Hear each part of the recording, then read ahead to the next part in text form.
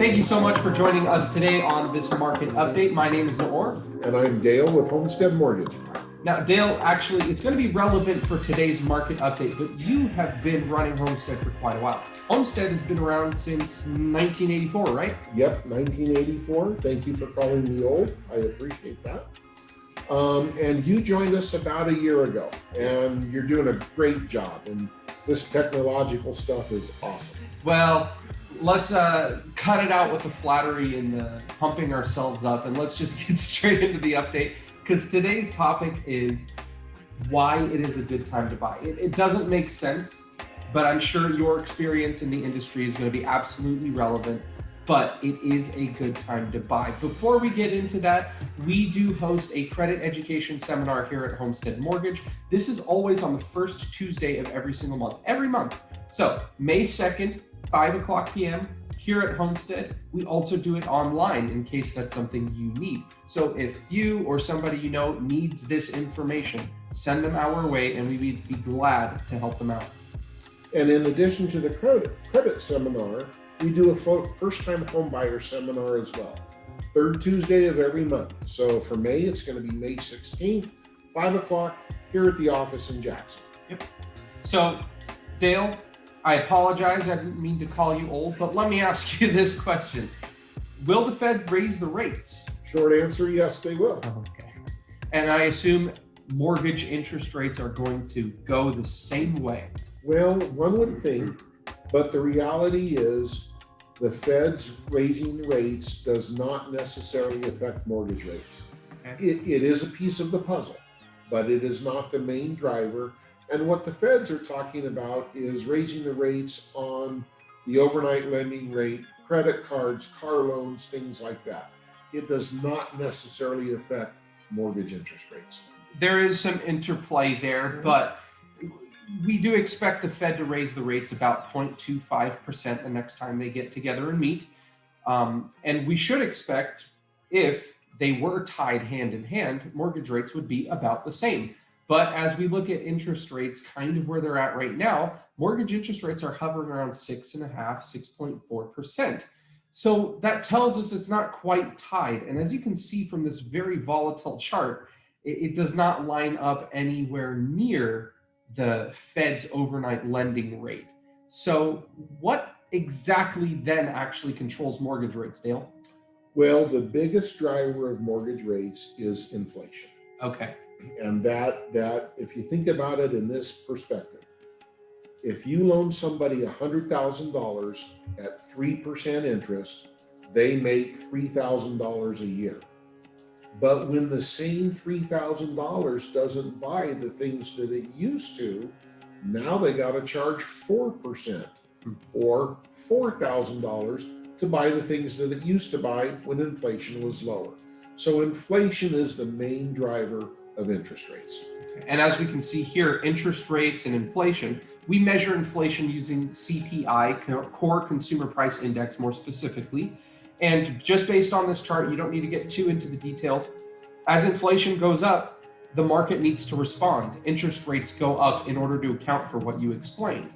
But as you can see here, Dale, there's about a 6 month to a year delay in what interest rates do versus what inflation does.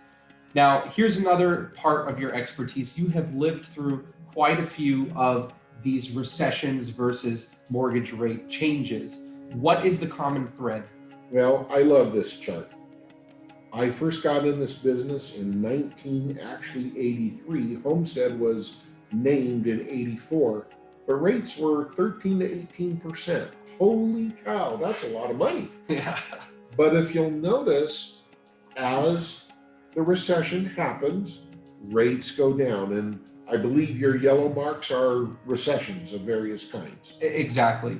Each of those is a recession. And if you look in every single one of them, it starts off high, but about halfway through, we see the drop off. We see that change in the mortgage rates based off of the recession. And we are in a recession. Don't let the media or anybody fool you. We've been in a recession. So with that, we have the historical precedents to know if we're in a recession, we should expect mortgage rates to do what?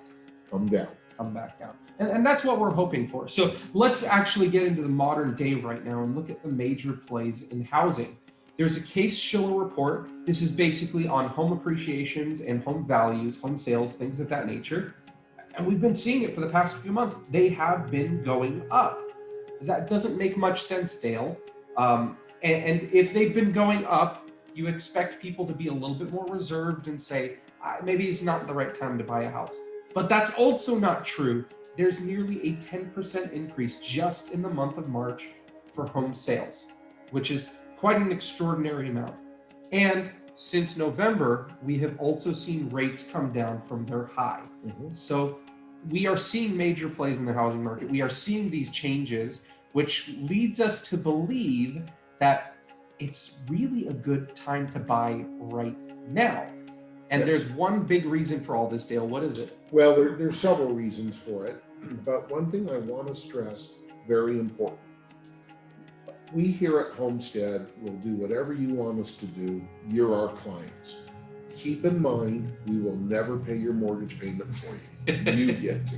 Yeah. So when we say it's a good time to buy, we're not trying to sell you a bill of goods. The reality is, it is a good time to buy. This chart is a perfect reason. Inventory is low. And that is going to drive prices up. Your typical supply and demand. And as rates drop and as rates get lower, you can afford more of a house, and therefore that is going to help drive prices up, not down. So those that are waiting for the house prices to come down, rates to come down, the recession to hit, could it happen? Certainly. We don't leave out any possibility, but the reality is most likely not. Yeah, most likely not, especially on that idea that housing prices might come down because inventory is so sparse. So this is really where we're at. Again, like Dale said, it's not necessarily we're excluding the possibility of certain things, but let's take a look at what's actually happening. We know home values are going up. Homes are getting multiple offers again. Sales have risen. Most homes sell in less than 30 days, at least in Amador County, Calaveras County. Interest rates are facing downward pressure. And we know as rates fall, prices go up. Dale, why would a $10,000 increase in price kind of change your monthly payment by $65? Well, that's purely based on an interest rate. Yeah. So every $10,000 you borrow is going to cost about $65 a month. So great, rates go from 6.5 to 6, but if the house price goes from 4 to 420, you're going to be paying more per month, not less per month. So washes out the savings. It is.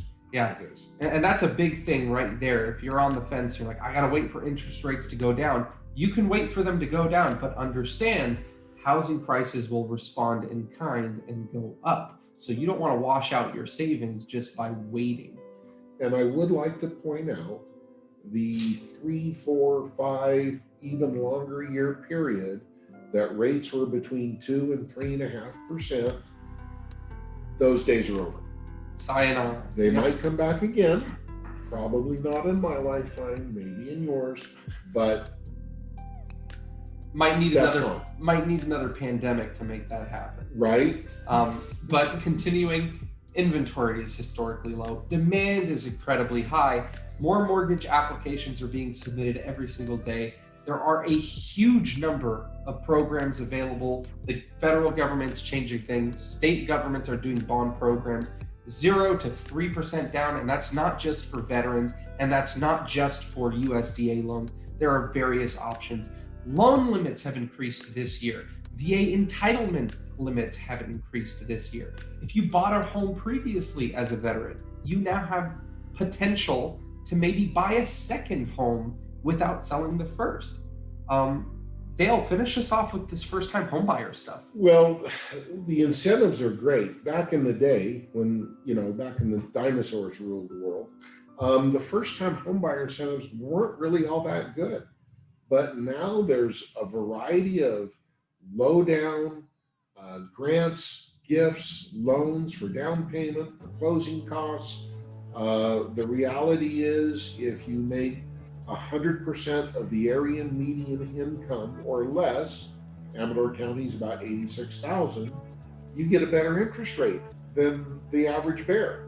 So the incentives are wonderful. FHA has stepped to the plate. Their mortgage insurance is almost half of what it used to be, which is a great incentive to go FHA. Again, the area median income waivers that I just touched on, as well as the low level price adjustments. First time home buyers, area median income or less, the rate is much better than it used to be. So what we know is the government has structured things to really incentivize first-time home buyers. And we know that based on what the market is doing right now and where the market is headed, this is the time to buy. And the biggest reason is, as interest rates come down, home prices will go up and demand is incredibly high.